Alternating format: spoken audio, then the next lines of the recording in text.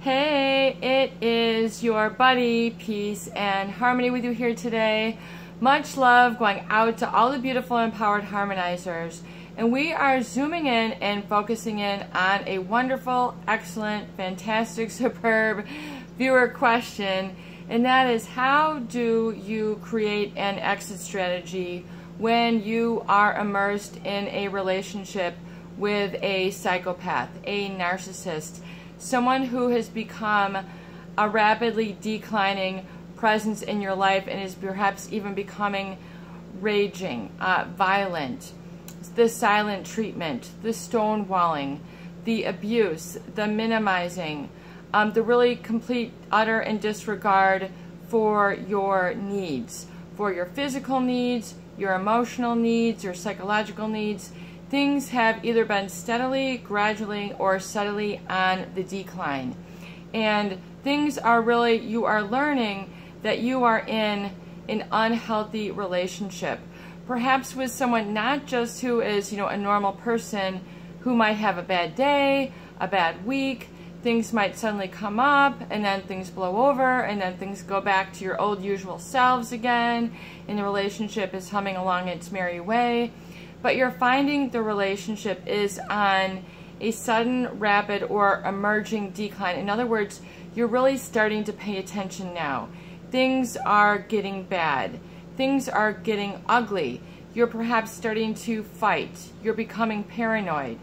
You have this eerie feeling that something is awry. Something is not right in the relationship, but you don't know how to articulate it. It's on the tip of your tongue, it's kind of on the back of your mind, but you're just in sort of a freeze or fawn mode.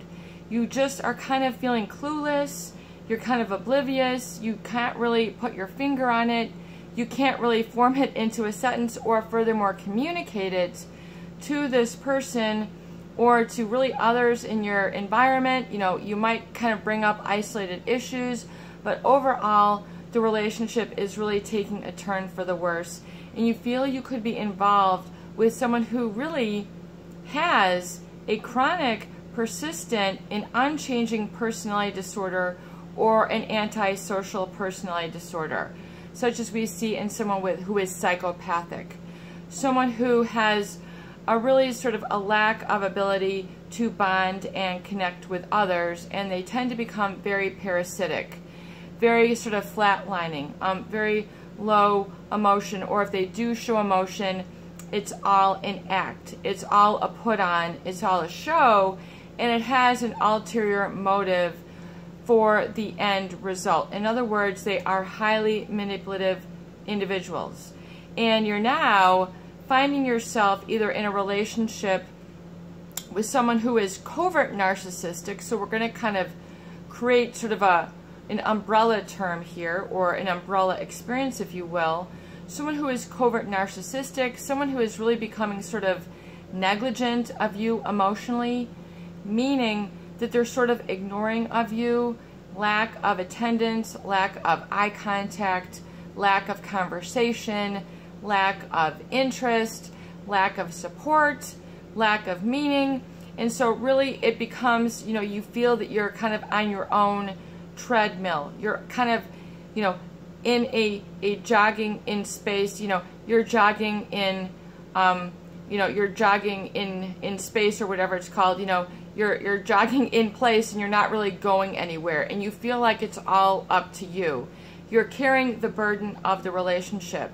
You have to be the one to show the interest. You have to be the one to give the gifts. You have to be the one that's always inquiring about them, putting their needs first, their physical needs, maybe their shelter, their clothing, their bills, their food, their phone bill, their cable bill, or really furthermore on the more intangible.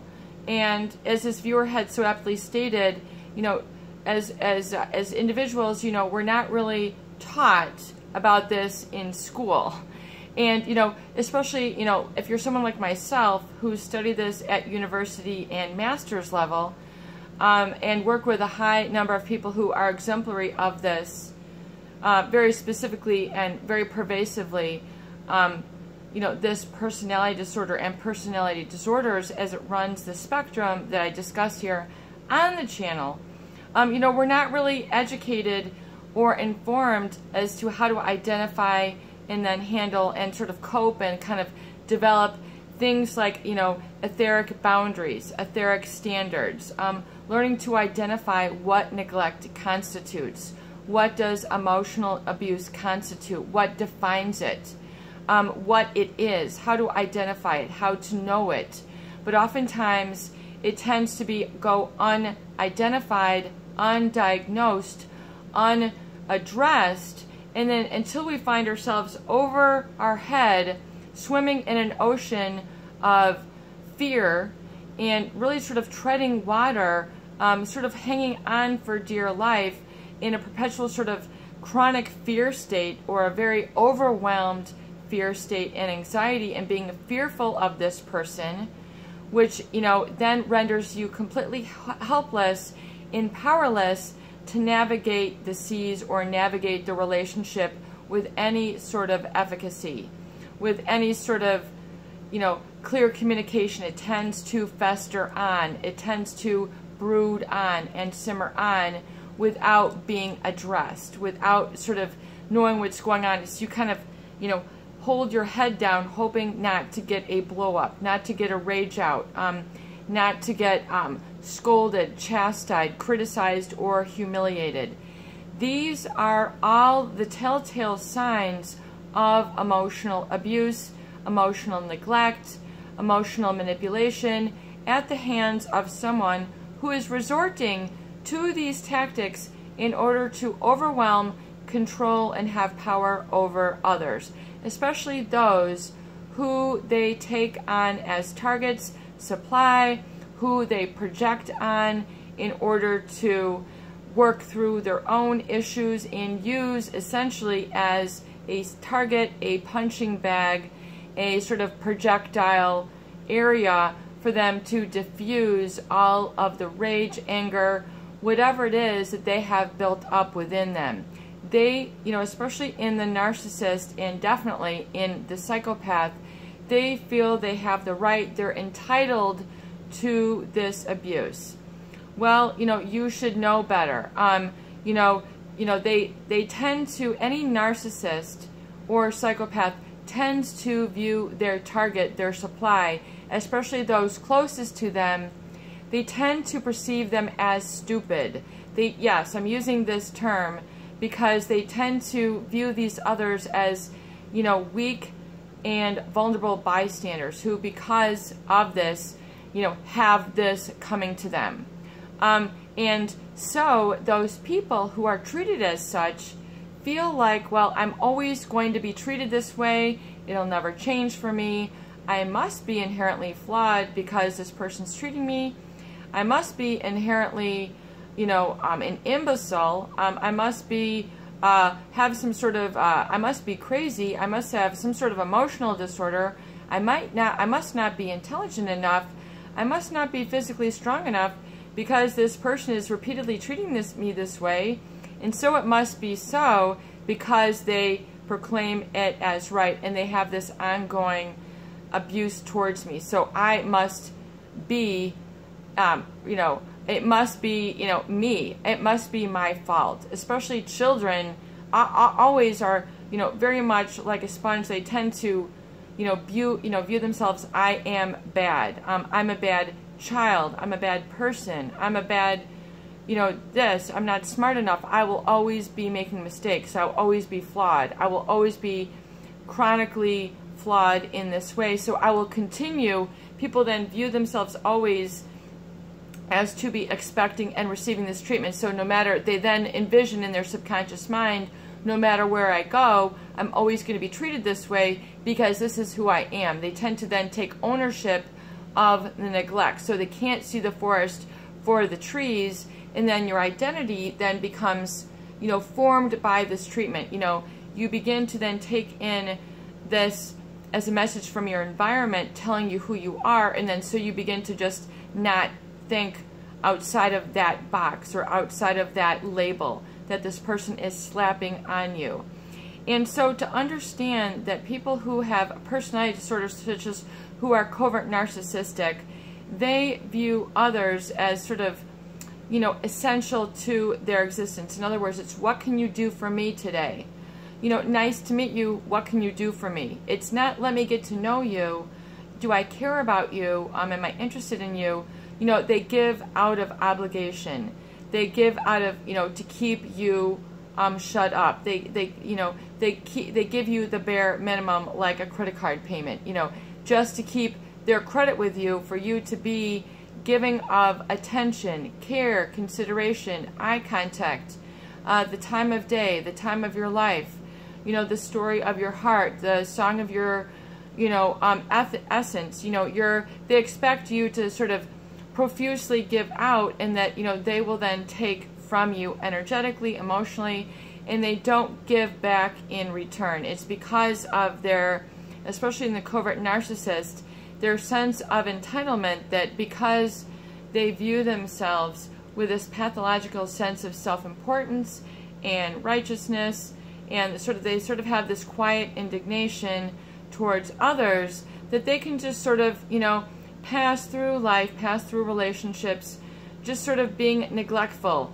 meaning lack of eye contact, lack of presence, meaning are they kind of there for you? Are they there to listen? Are they listen to consider what you have to say with lack of judgment? In other words, are they able to just listen to you, you know, with an open mind and open heart? Are they receptive to you? Or are they sort of with a quiet indignation judging you that you have it all wrong? You have, you know, you have been led astray. You are a black sheep. You are not worthy of consideration because you are a bad apple, a bad seed. You're too sensitive. You're too emotional. You are not to anything. It's that they lack the capacity to listen and have an open heart and an open mind and being able to communicate on this level. If someone has a lack of empathy, if they have a deficit, they have an inability to relate to, comprehend, and understand the feelings of another. They don't have the ability. It's like, as the old saying says, you can't get blood from a stone. If you're trying to inject a syringe into a stone and thinking you're going to pull out blood for a blood transfusion, you are, you know, you are making an error of judgment. You cannot get blood from a stone. You know, if the stone hits you, there's going to be blood on it, but you can't get blood from a stone. So you cannot get this type of relationship, this type of communication, this type of feeling, this type of closeness or bond with this type of person who lacks empathy, who is, you know, has a quiet rage, who just sort of passes you by, goes and chugs their drink, turns on their computer and tunes you out. They are largely checked out. They're, you know, away. They're retreating. You know, they might be at the dinner table, but there's no eye contact. There's no communication. And just because they're there doesn't make them a husband. Just because they're there doesn't make them your brother. Just because they're there doesn't make them a father. They can be there in the physical sense, but not really there in the emotional sense. They cannot be there in the intimacy sense. They cannot be there, and in fact, their presence can do more harm than good, because you are allowing them to have that sacred space in your life as your lover, as your husband, as your partner, as your confidant, as your boyfriend, as your girlfriend, as your fiance, as your significant other, as your mother, as your father. You are giving them that sacred space in your relationship which cannot be completed or, you know, fulfilled by any other individual. So if this is your person, This is your father. This is your mother. This is your spouse. This is your fiance. This is your partner. This is your roommate. You are giving them that sacred space. You are giving them entrance into that sacred temple of your heart. You are giving them your body in the closest of ways. You're giving them your trust, your confidence, your need for guidance, love, and support. You're now putting it in the trust, in faith of another individual who cannot, by virtue of their personality type, bestow it or give it back to you. They are not able to participate in the relationship or in life, in that matter, with you in this way, with these terms. They don't have the ability. They don't have the emotional wherewithal. They don't have the wiring. In the state of a psychopath, now someone who is profoundly antisocial, has a complete lack of conscience, a lack of morality, and really will, is an intra-species predator, so they only have your demise in their mind. In other words, they are nothing but ruinous and taking the life force out of you, and this is done on a psychological, emotional, etheric level, on an ultra-human level. In other words, you would say these people are an alien species. I would say you have that right. They are beyond human. They are not human in this regard, because of what makes you human is you're being a human being and having humanity. This person, that life, that chi, that life force does not exist within them. They might be, eating, breathing, sleeping, or the appearance of such, but what is inside there ain't human. It ain't have a heart. It ain't have a soul beat. It ain't got that. There ain't no heart in that carcass. It is something else. There is something robotic. There is something that is more on an intellectual level. It's, you can call it metal, titanium, kryptonite is a positive superhero term, but it's like the anti-kryptonite. There is something that is, sort of anti-humanity about them. They are caustic. They are poisonous, but on a very lethal psychological level. And we had a viewer who so aptly, very profoundly made a comment here that he stated he was spotting a hawk in the wild, which of course is a bird of prey. And they eat smaller animals, rodents, birds, etc. So, they eye them, and then, they're able to force their prey into submission. And so he so keenly observed the way that this hawk was sort of zigzagging through the trees by following a robin. And so in a robin, they just sort of, fly carelessly, and they dart around from tree to grass, picking up grass, leaves, whatever it is that they eat. But this hawk was forcing this robin into a flight pattern out of fear.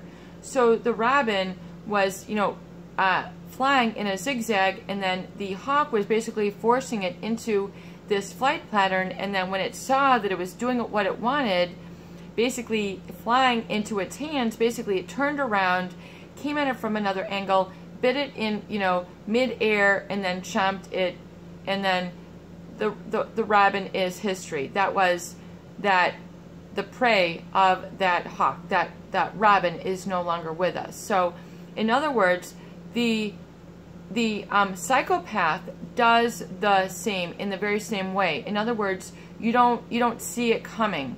You don't know what you're dealing with until all of a sudden you have this sneaky feeling that there is something really grossly wrong, and you can't navigate your life. You're all of a sudden on an ultra fight or flight. I mean, you are paralyzed in fear. You almost can't act. You are rendered helpless. It's like you're with a taser gun. You are so emotionally petrified, and then you cannot function. You cannot speak. You cannot communicate. You cannot confront.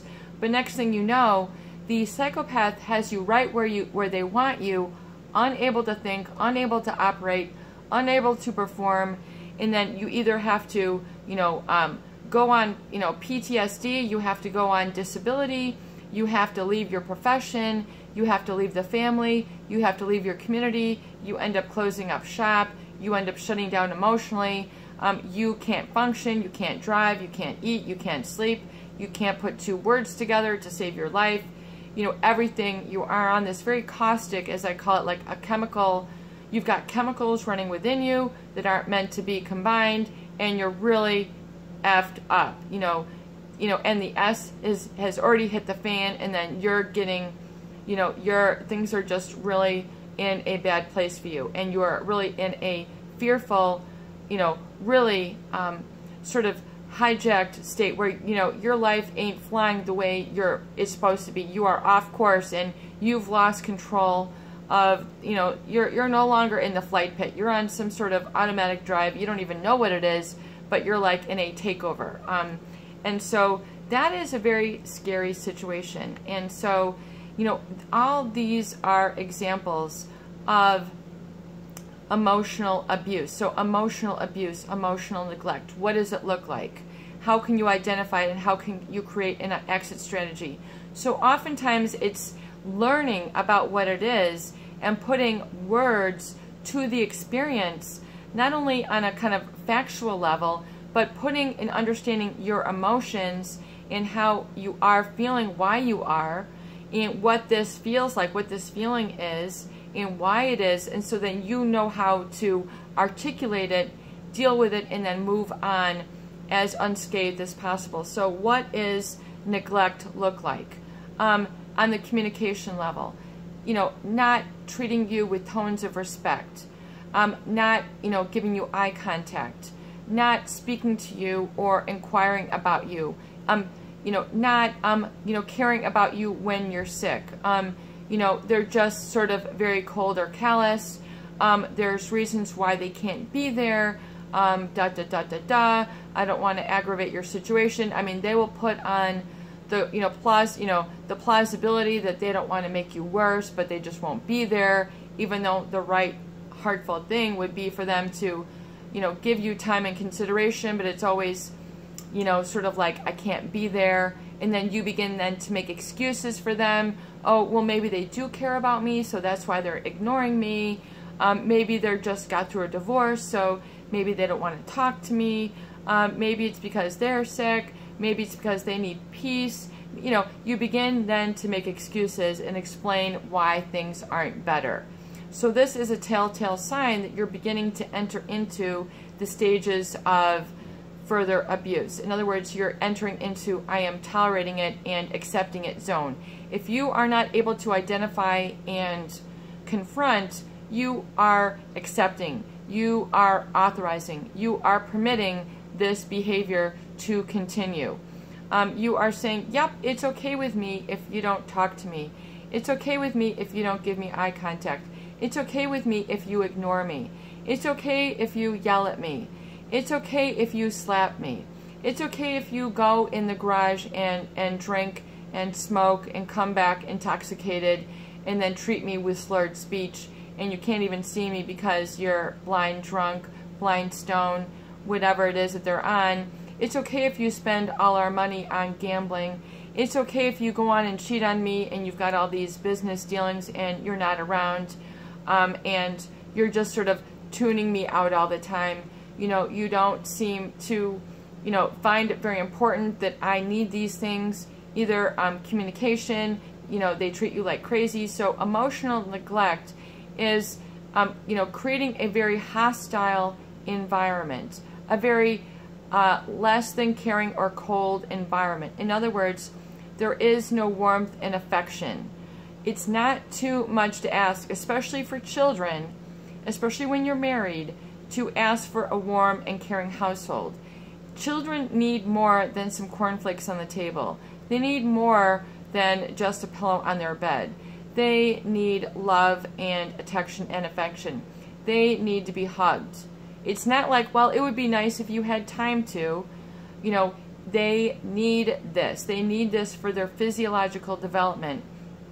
All sorts of studies have been shown the importance of love and affection to, creating normal, healthy synapses, in their DNA, in their brain structure, in how they feel about themselves, how they feel about their world, how they feel about their future. I mean, you can study this. This should be a no-brainer.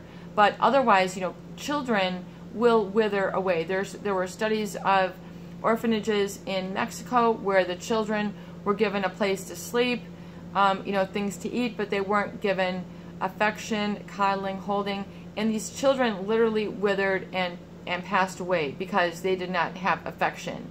You know, you need human touch. You need human warmth. It sets off a chain reaction. It is the cuddle hormone, the oxytocin, you know, and then the dopamine, the feel-good cuddle chemical that's also elicited through close and intimate relationships. This is needed for human bonding and attachment. Otherwise, they're going to have detachment disorders. They're not going to be able to attach to other human beings. They're going to kill ruthlessly, etc. Mistreat people. Treat other people like objects, like as if they're a dinner plate. They have no other emotional wherewithal other than a couch. I mean, people are not treated as human beings with any sort of sentience or feeling or cognizance. They are treated as an object, literally an object. They have no ability to connect with them on any sort of emotional level. So this constitutes emotional neglect and abuse, especially being criticized and humiliated. Constant criticism, told that you're not good enough, you're stupid, you're selfish, you're crazy, comments about your physical appearance. Your hair is a rat's nest. You are, you ought to be ashamed of yourself. You are wrong. You are this, name calling. You are provoking this. You are the cause of this. Slamming of doors, slamming of items, throwing of things, physical abuse. This is all combined with emotional abuse and neglect. It's an abuse or mistreatment or with lack of consideration of your emotions. So it's, an abuse means misuse or mistreatment of. In other words, for someone else's needs so that they can get their needs met. So whether their own aggression, people do have aggressive disorders where they're acting out of rage and hostility and, be very intimidating so that you are fearful of them. If you are fearful of another individual, you are being emotionally abused. They are playing on your emotions and getting you to become emotionally frozen so that they have unequivocal power over you. They have control over you, and then you are basically nothing but an extension of filling their narcissistic needs. So you are being controlled by them and their force. So you're inextricably without control. So an exit strategy means you absolutely need to go no contact. You need to deliver this person the communication, whether you're handing them a letter. It's time for you to get out. I am parting ways. You kick them out of their house, whether you have your family member deliver the communication, and there are no terms of engagement thereafter. There is to be no communication, no explaining and justifying. This is not open for discussion, and they are to get out. Whether you deliver a letter, whether it has to be delivered or written by a lawyer, you can have that set up behind you, but it needs to be communicated. If you can't verbalize it, then you need to write it in a verbal form, but it needs to be communicated, and there needs to be no discussion. Use only 5 to 15 words. It's time, you've got to go. It's time, you've got to go. It's not up for discussion. You don't look back. You don't give them eye contact. You don't, if you're fearful of them raging, then have something drafted up by a lawyer, have a family member deliver it, but have it done quickly, and do not worry about them. Do not feel bad. Do not feel guilty. And we're going to be discussing in more videos of why this is so difficult to do. It's your buddy, Peace and Harmony, with you here today. I hope these videos do help. Please share, please subscribe, please donate for more great tools, videos, discussion, and support. Peace out. Love you.